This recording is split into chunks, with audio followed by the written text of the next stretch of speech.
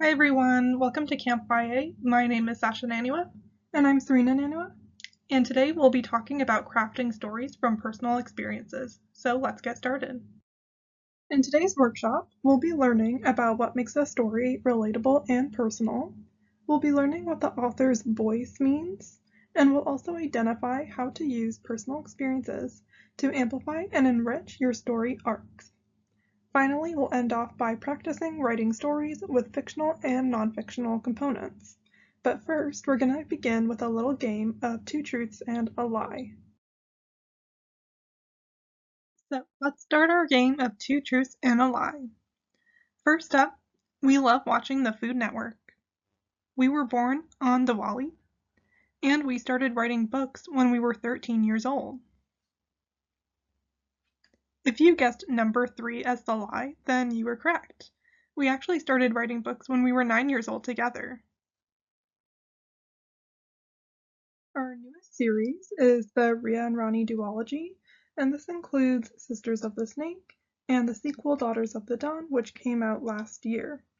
And a little fun fact is that the original title of the first book was actually called Rhea and Ronnie, which are the names of the main characters. And we're going to be talking a bit about how we put our personal touches into this story today. The first book, Sisters of the Snake, follows twin sisters who were separated at birth. One of them is now the princess of the kingdom, and the other one is a street thief. And they decide to meet and swap places on Diwali night.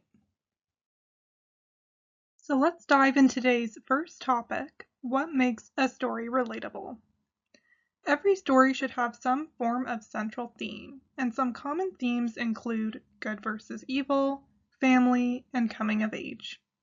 These themes are often a reflection of the real world and mirror our realities. A story feels more relatable when we put our own real-world circumstances or situations into the text, and many great fiction writers actually pull from their personal backgrounds or the experiences of those around them and put those situations into their text. We find that stories can feel more relatable and realistic when the characters have agency, wants and desires and goals, and even flaws that make them feel more rounded. Next, we're going to be talking about personalizing your story and how we put personal elements into our book, Sisters of the Snake. We find that key aspects of your character's story, from the theme to the plot or even attributes of the main character, can be derived from your own life. And we try to apply these aspects of real life into our stories, and we call them Easter eggs in our work. So for example, in Sisters of the Snake, the twin main characters are born on Diwali just like us. And we also wanted the setting to be derived from our personal background and our upbringing, because growing up, we didn't see many Indian or Punjabi characters in fiction. And finally, we are twins writing about twins, which is something we haven't seen a lot of. So these are all the ways that we put personal touches into our books. So now we'll discuss why personalizing your story is so important. So personalizing your story actually helps to keep it more grounded. And remember that there's a difference between adding touches of your personal life to your story versus the dreaded self-insert. So you don't want to completely put all of yourself into the book, but rather personal touches scattered throughout. So the stories you tell don't have to be total reflections of your lived experiences, but the story should feel just as real or lived in. This can be achieved by sprinkling in those personal touches that I mentioned earlier into different aspects of your novel, from setting to character to plot. So, for example, in Sisters of the Snake, the setting is inspired by our Indian background, and the characters are inspired by us being twins. Of course, the plot is not necessarily inspired by our own lives, but that's the more fictional component here. And aspects of real life can be applied to any genre that you decide to write. So the next topic that we'll be discussing is voice and narrative style. Now, we like to describe the term voice as the unique fingerprint of an author. So every author has their own voice, just as every person has their own unique fingerprint. That means that every author has their own writing style and their own way of telling a story. So you could give two authors the same story concept, but they would both approach it and write about it in different ways. So to practice honing your own voice, we try writing like one of our favorite writers and try to see what we like or dislike about their writing style. That can help you hone your own writing voice. Just remember that the author's voice does not equate to the character's voice. So a character's voice can change depending on the kind of character that you're writing and is influenced by that character's upbringing as well as other factors. Whereas the author's voice is dependent on the stylistic choices that you decide to make, from diction to the rhythm and cadence of your sentences. Of course, your voice as a writer will greatly be influenced by the kind of character that you're writing, but at the end of the day, the character's voice and the author's voice are two different things. So let's move on to voice and point of view. No matter which type of point of view style that you decide to use in your narrative, whether it be first person, third person, or even second person, the voice of the narrator should shine through.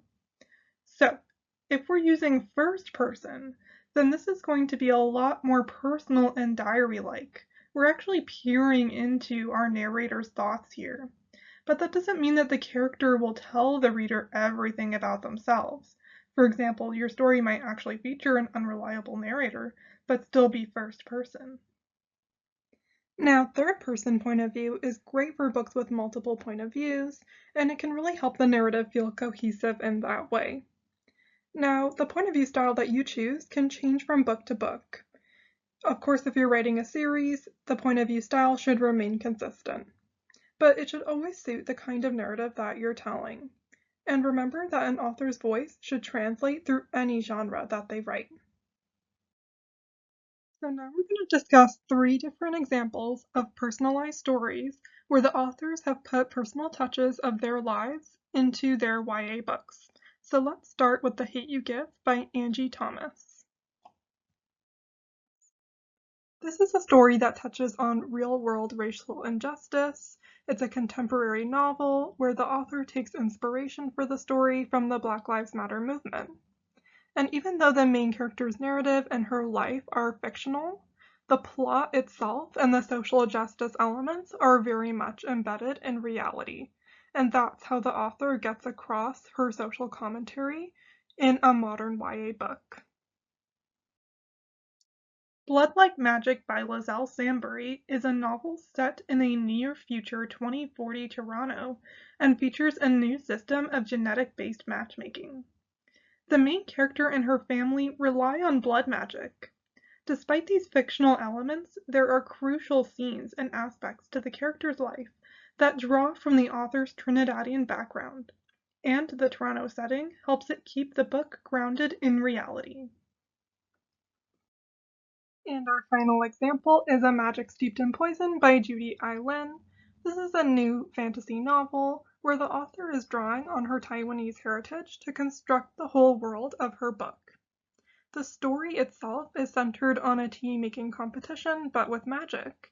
So even though the author is writing in a high fantasy secondary world, it's very much borrowing from different aspects of the author's culture, such as the importance of tea brewing. All right, now it's time to move on to the workshop portion of today's presentation. So you can all pause today's presentation and take about 10 minutes to do one of the following exercises to help incorporate fiction and nonfiction into your book. You can either write a scene that's 90% nonfiction or derived from your personal experiences and 10% fictional, or you can do the reverse of that and write a scene that's 90% fictional and 10% nonfictional. Finally, you can choose to do a 2 truths and a lie about your main character, like we did about ourselves. And remember to make that truth true to you as well. All right, so I know those 10 minutes just flew by, but that's okay. We wanted to put up this quote on the screen to read to you all, and this is from Shannon Hale. And she says, I'm writing a first draft and reminding myself that I'm simply shoveling sand into a box so that later I can build castles. And we really love this quote because it reminds us that even when we're writing those first drafts and even when it seems that the writing isn't going great, there's always an opportunity to go back and revise. And we actually find that the revision process ends up being 80% of the writing process. And our own revisions can take months or even years. So we hope that this quote helps you think about how you can go back, take what you've started working on today, and go back and rework and revise in the future. We'll end off by letting you know where you can find us on our website, serenasashabooks.com, Twitter, Instagram, Facebook, and you can also email us at thependanttrilogy@gmail.com if you have any further questions about today's topic. Thank you all so much for listening, and we hope you have a great rest of your Camp YA experience.